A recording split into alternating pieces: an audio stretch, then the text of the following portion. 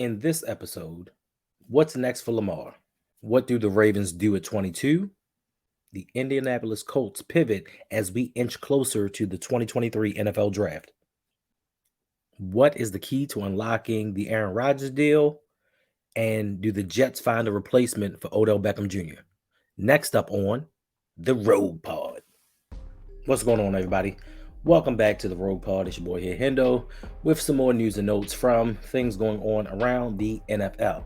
Now, with Odell Beckham Jr. signing with the Baltimore Ravens the other day, what is next for Lamar Jackson?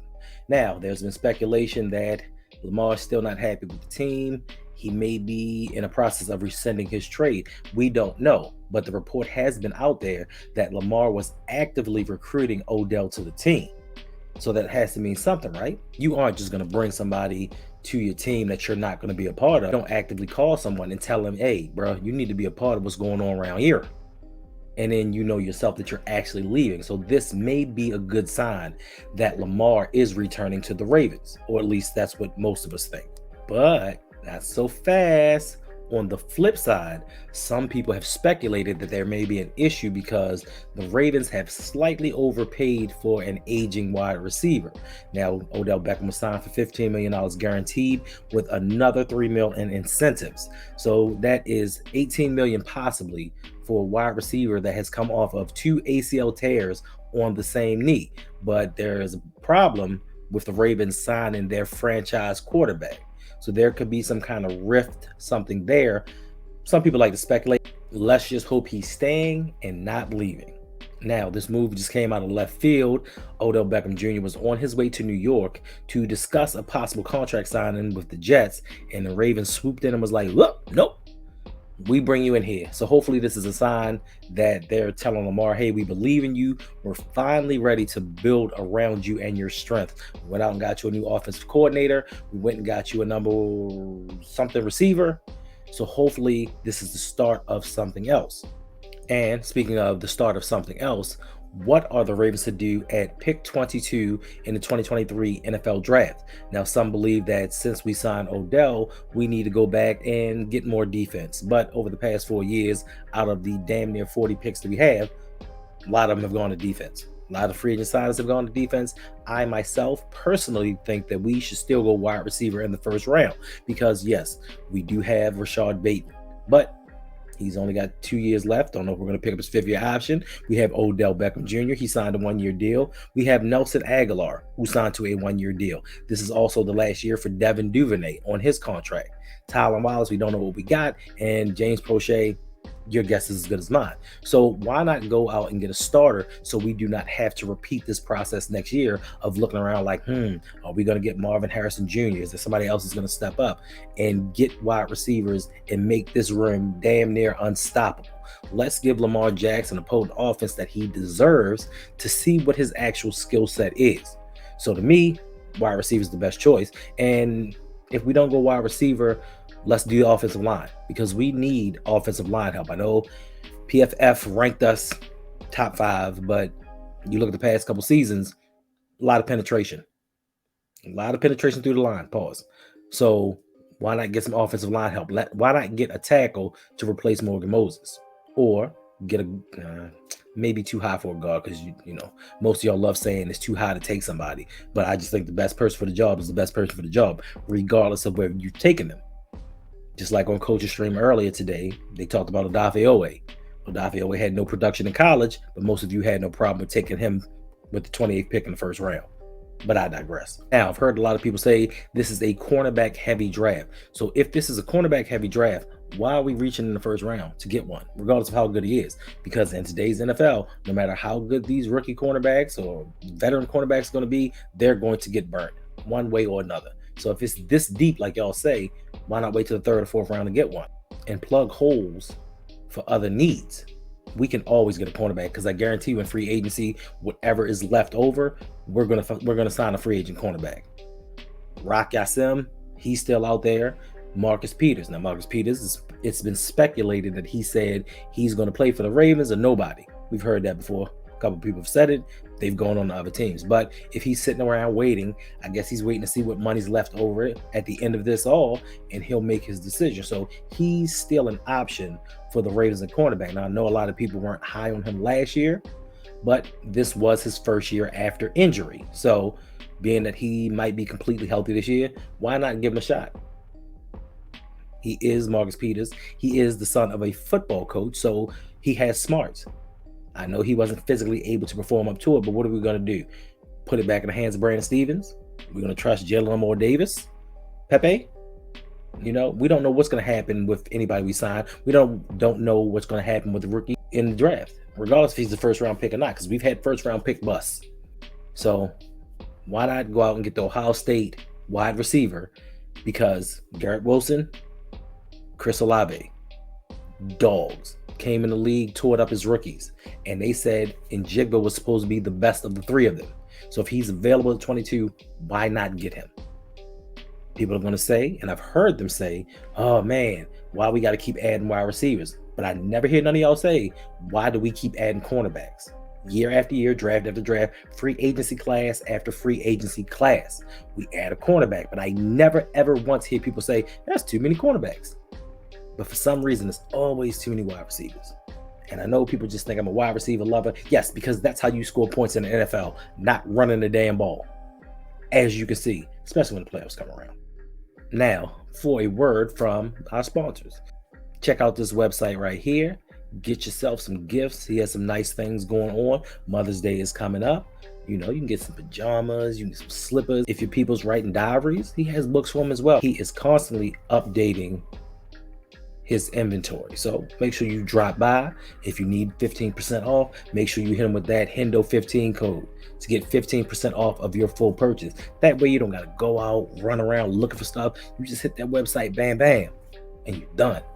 The Indianapolis Colts, at the beginning of this free agency period, was speculated to be semi-interested in obtaining Lamar Jackson. But since then, owner Jim Irsay has said, we are going to build through the draft. We're going to get our quarterback through the draft.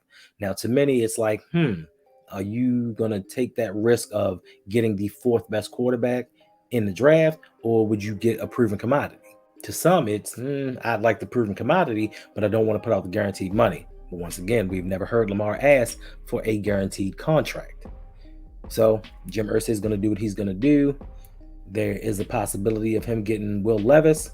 We'll see. But for me personally, I would get the established quarterback. I would pay that money because, listen, Lamar Jackson would make it back. But hey, if you don't want to do it, don't do it.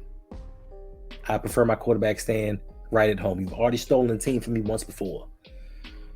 I was young, but I remember those trucks. I remember the news broadcast. So you've taken from us before. I don't need you taking from us again. So you go ahead, you get your Will Levis. You fail, just like you did with hiring your buddy to be your head coach, and you continue on. Go to Indianapolis. Get. What is going on with Aaron Rodgers and the New York Jets? Aaron Rodgers said a few weeks ago that he intended on playing the NFL season in New York with the Jets. The Packers are up to trading him. Joe Douglas, the GM for the Jets, said, hey, Aaron Rodgers is going to be here at a press conference or a function sometime this past week. So why are we not getting it done? Rumor is that the Green Bay Packers want a first-round pick. Now, the Jets hold the 13th overall pick in this upcoming draft, and they feel like this may be too steep of a price to pay for an aging quarterback whose skills seem to may have been diminishing, a little diminished this past season, have those MVP numbers that he once had. Plus, we don't know if Aaron Rodgers is going to play past this season because that man just got other things going on, like doing drugs and hiding out in caves. So why would I give you a top 15 pick for a guy that may come in here for one season and stink it up? So I guess the proposed deal may be now the Packers want 2 second-round picks and maybe a third, and that second is the second is contingent upon playing time, just clauses and certain things, marks hit by Aaron Rodgers. But as we've seen through the last couple of drafts, Joe Douglas has hit it out the park. So I guess he'd want to keep as many picks as he possibly can have, because last season alone, he drafted the offensive and defensive rookies of the year.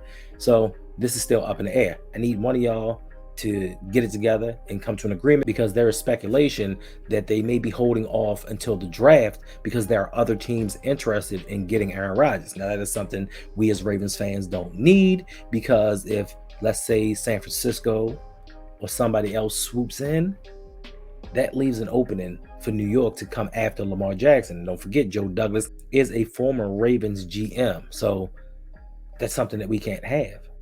Also, we don't want these draft shenanigans, because once the draft is over, now that opens up the possibility that teams can use a 2024 and 2025 first round pick to acquire Lamar Jackson. They can use this draft to get maybe offensive line help, receivers, and then pick up Lamar later on. So just because the draft comes and goes doesn't mean that this is a safe situation. The team has until July 17th, I believe, to get him signed, sealed, delivered.